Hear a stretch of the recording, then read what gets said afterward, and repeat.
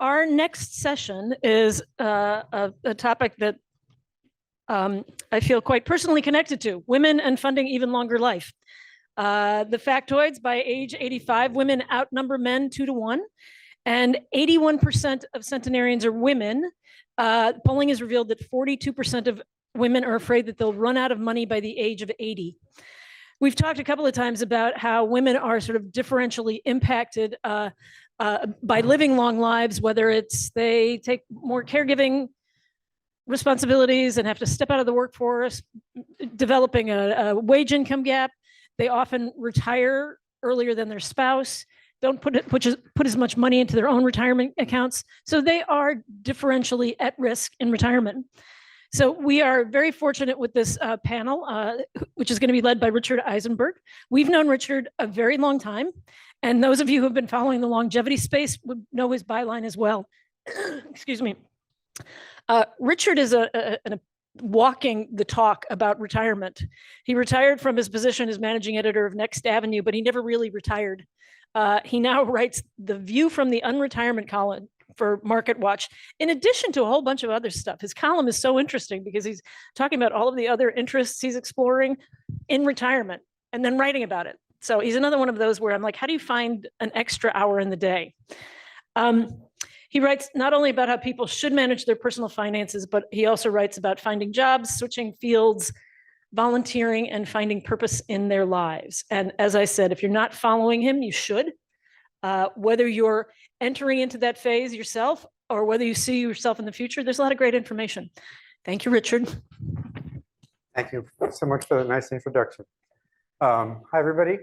I have a sense that some of you may be flagging a little bit. Now, not you, but the person next to you, possibly. but I promise we're going to make this very interesting. It's a very important topic, obviously. I want to start by citing a couple of statistics. Two of them actually were on the Penny Finance site of our panelist, Crissi.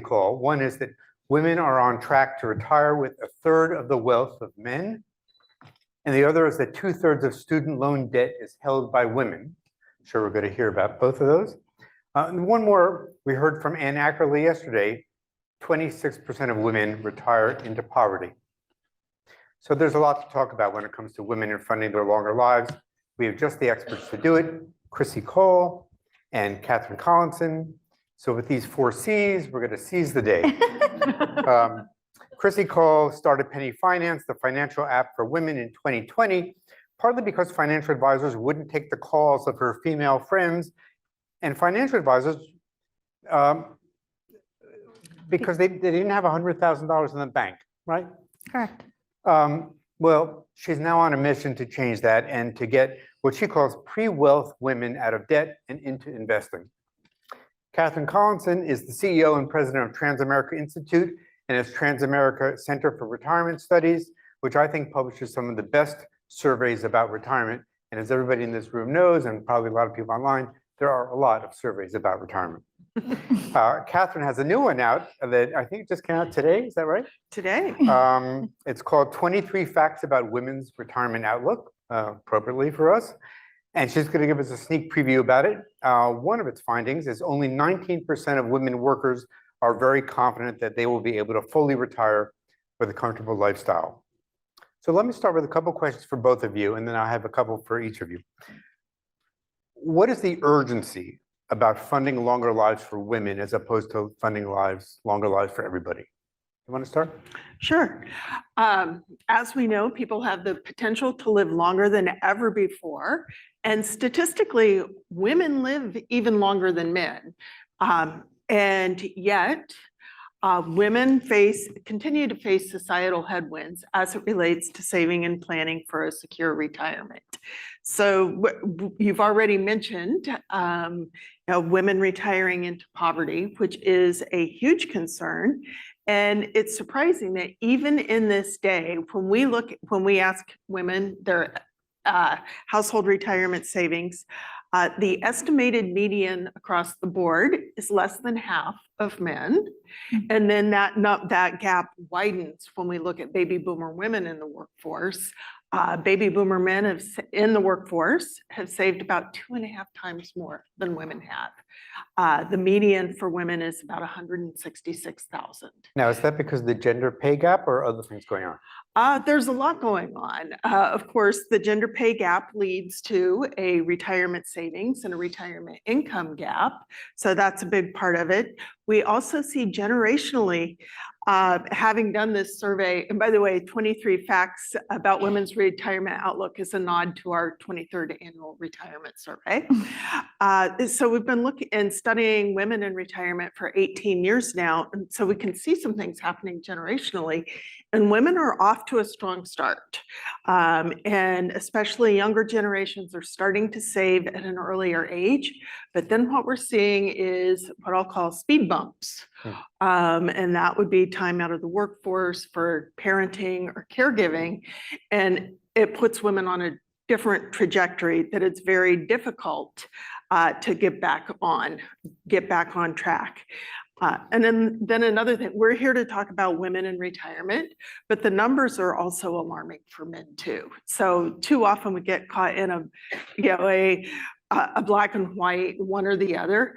Everybody's at risk. Women are at even greater risk. Thanks. Crissi. So just to add a couple things there, I need to update the stats on our website with your latest report. We are making progress, so this isn't all doom and gloom. Okay. The stat on our website that women retire with a third the wealth of men is from a 2020 AAUW study. Now it's almost 50%. So we are making progress. And I see that with the 20,000 women that use Penny, more and more women are investing. But to answer your question about why, like, why is this a problem? Because that helps us figure out what we need to do about it. Women start saving and investing in their retirement account at the same age as men. So that's not the problem. It's the debt. And it's not investing our money. So those are the two things that compound over time, plus all the things we talked about today: childcare, leaving the workforce, taking care of aging parents, et cetera, et cetera. But the two big things are having more debt. 2/3 of student loan debt is held by women because we were told, get the job with that amazing degree and everything's going to be okay.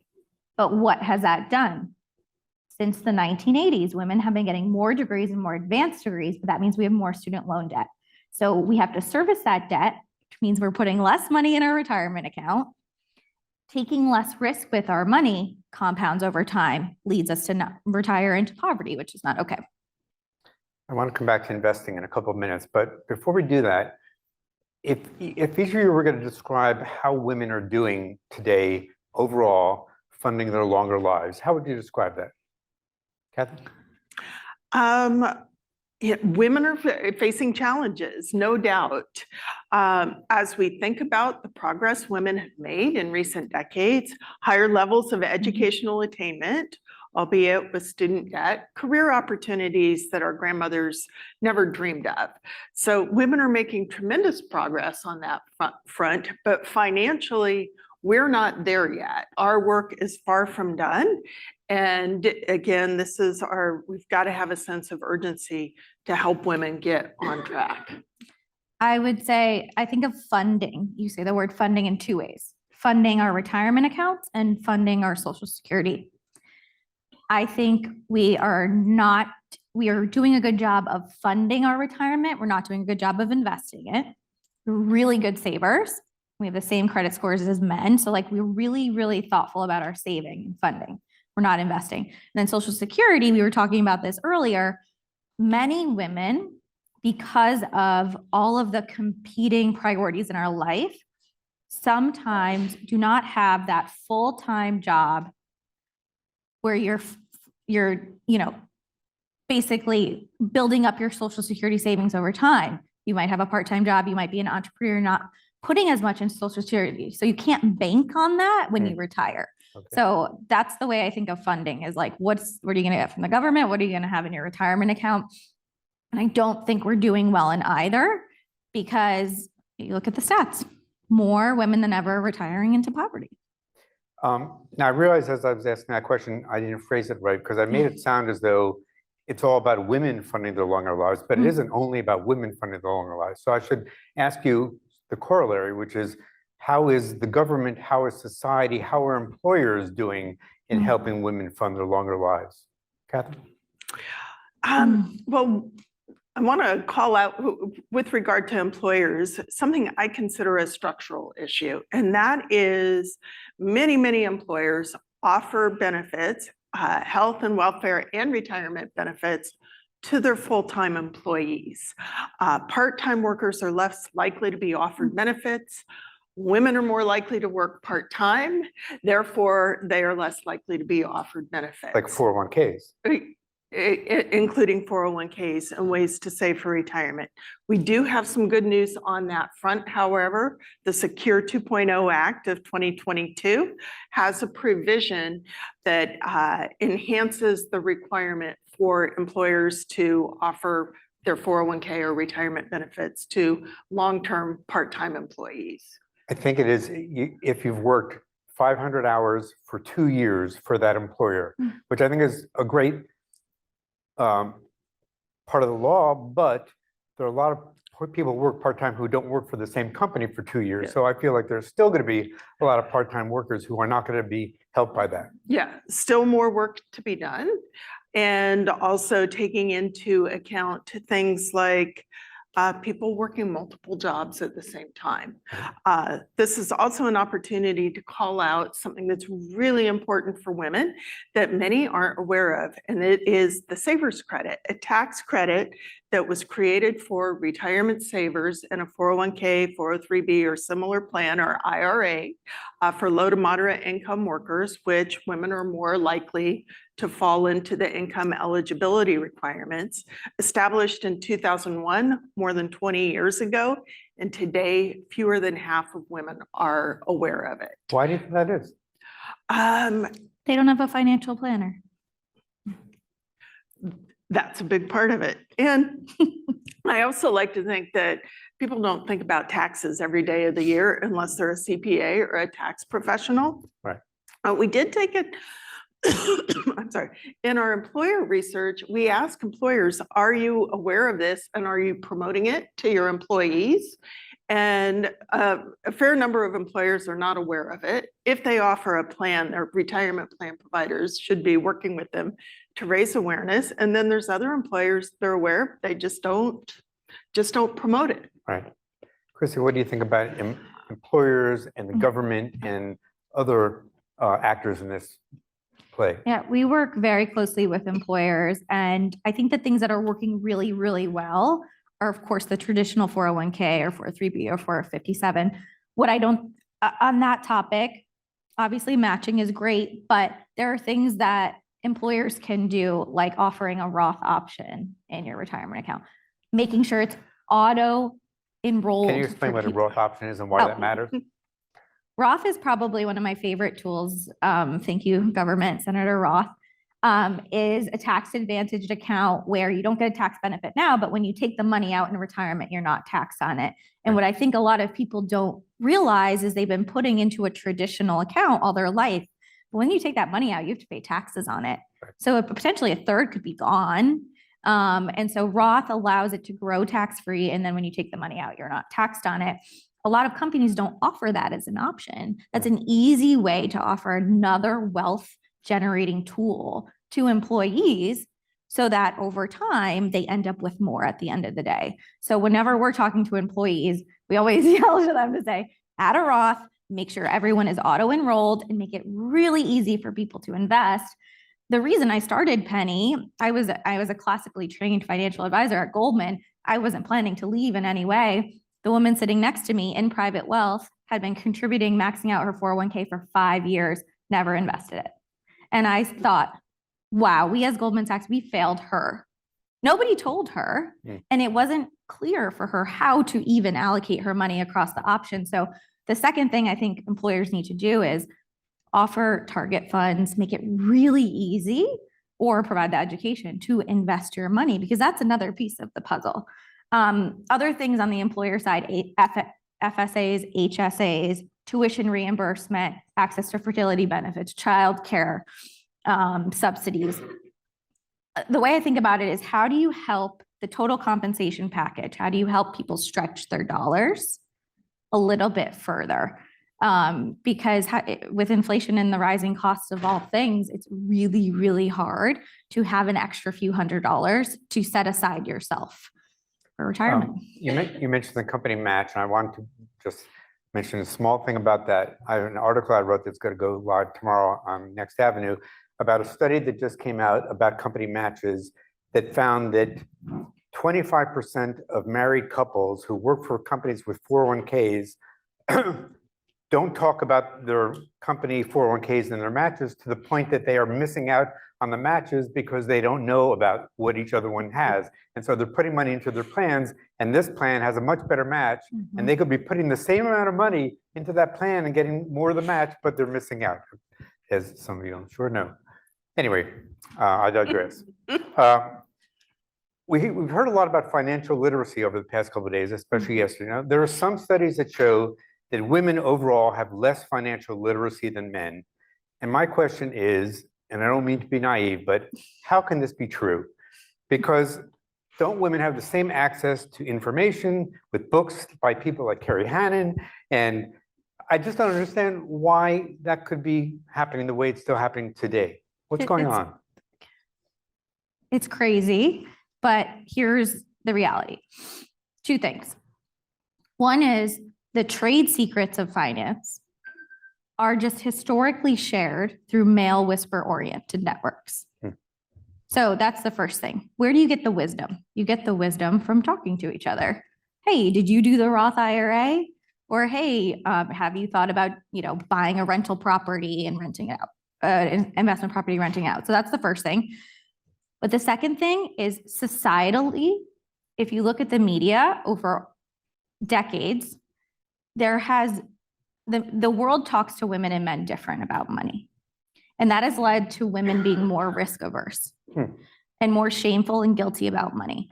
So look at this girl math, boy math trend that's going on right now.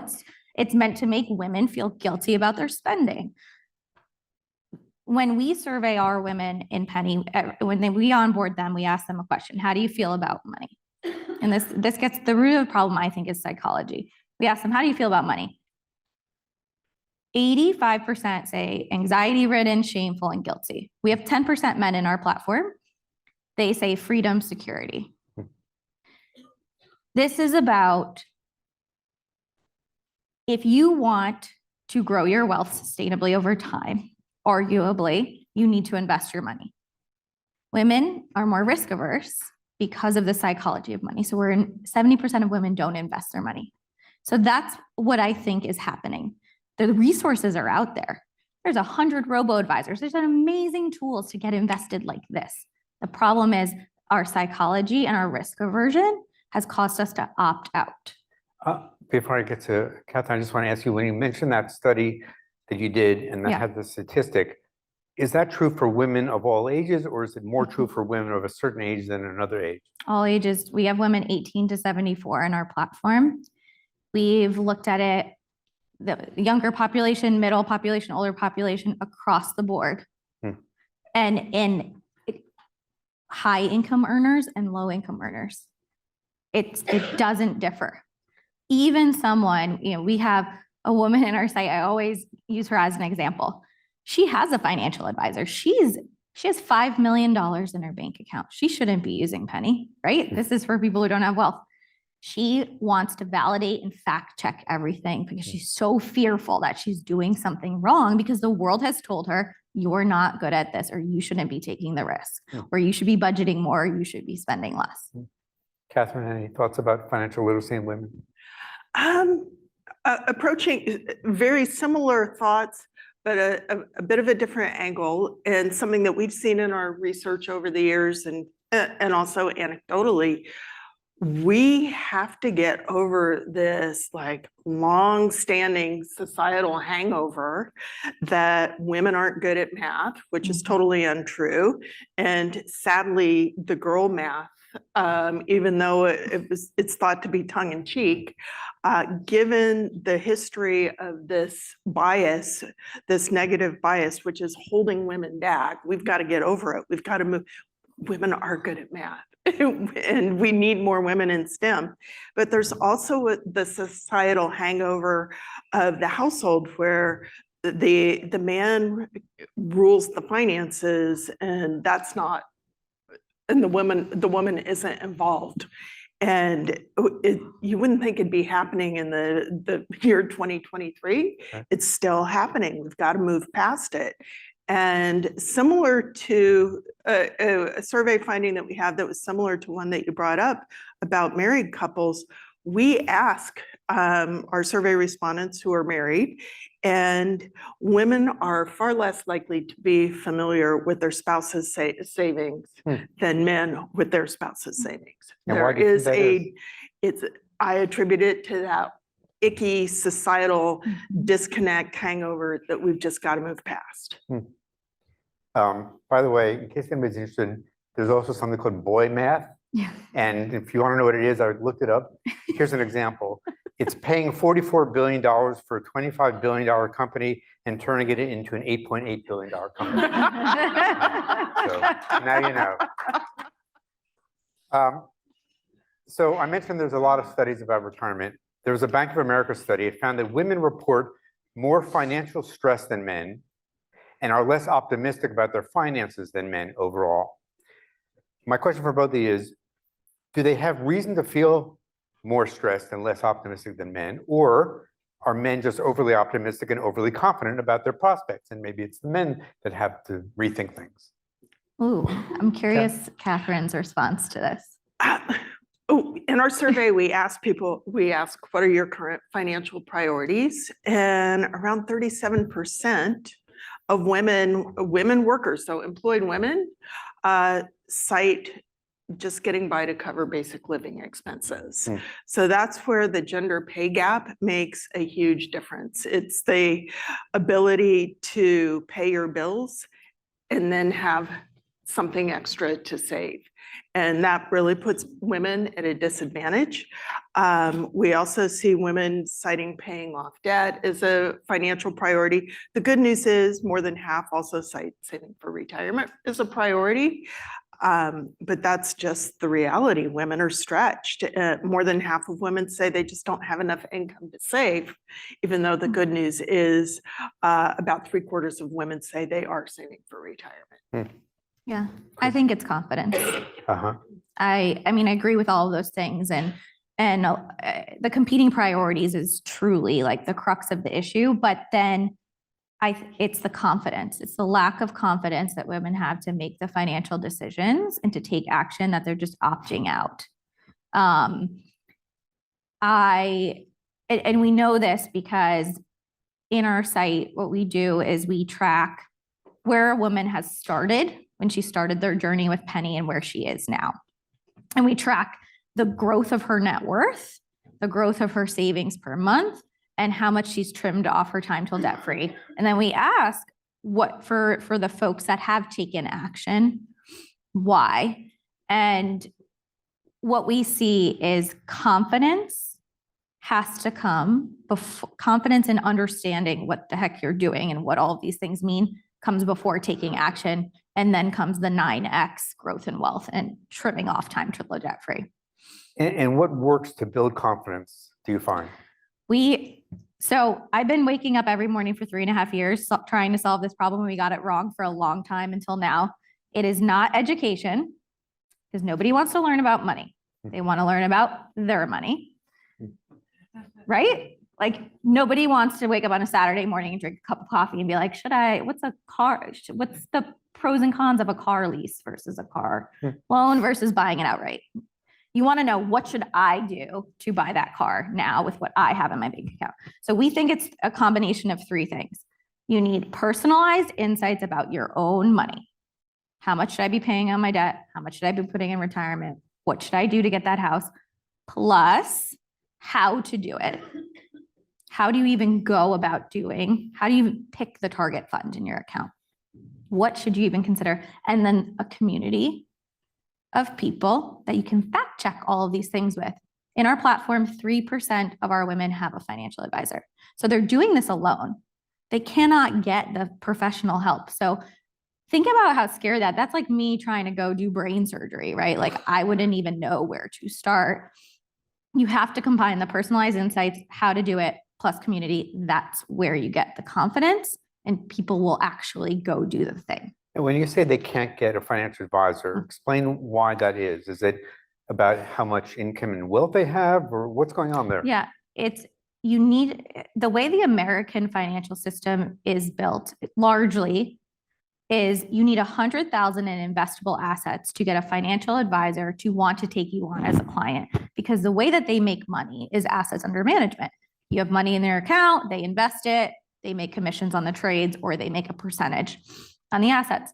The problem is most women, their money's locked up in a 401k, or they have debt they're servicing. And the 401k money doesn't count towards that 401k doesn't count because you can't transfer the 401k to the advisor. And the advisor can't make any money off of that. They can't make any money, so they don't want to serve you. So that's the key problem, is like, how do you serve this ignored market that can't, their assets are tied up and they have their debt, which is holding them back from creating this huge slush fund of investable assets that they can go take to an advisor.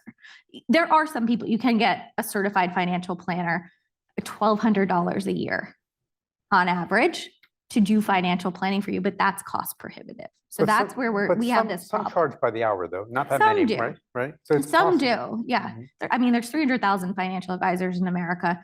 Some are serving this population, but largely it's been an ignored market because there's no money to be made. And what I'm trying to prove out in our work is that this is a fundable group of people. They are going to grow their wealth over time. They will pay for services. They're not going to pay $1,200 a year, but they will pay for these services. And once we can, sort of flip the script on that, people who don't yet have wealth, we should care about them. We're not going to see that close in the gap of like 50 women have 50%. Kim, anything you want to add? I think you have covered that beautifully.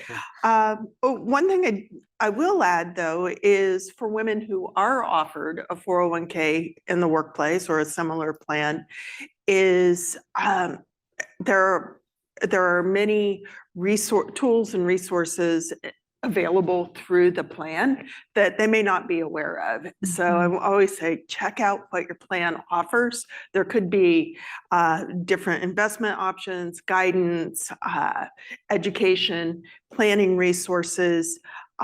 Providers are offering more and more every day. So see what's available within your plan. Right.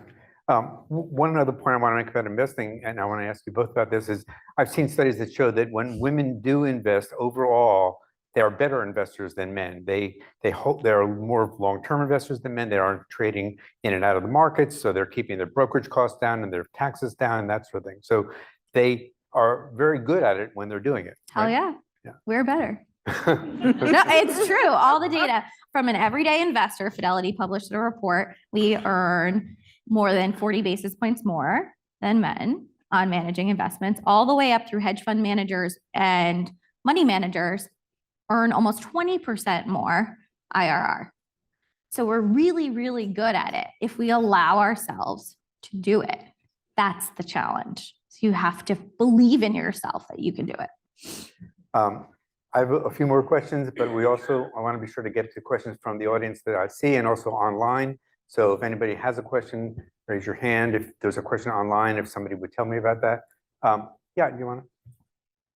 Can we get a microphone over to? I have a problem loud enough. Yeah. When you're looking at the statistics for women, how do you conceptualize the cross claim that families would have? I think my wife and I, you look at the individual balances. Really, that would be maybe misleading. So I don't know if that just runs all the way through the numbers, or how you even just think about that. Just in time.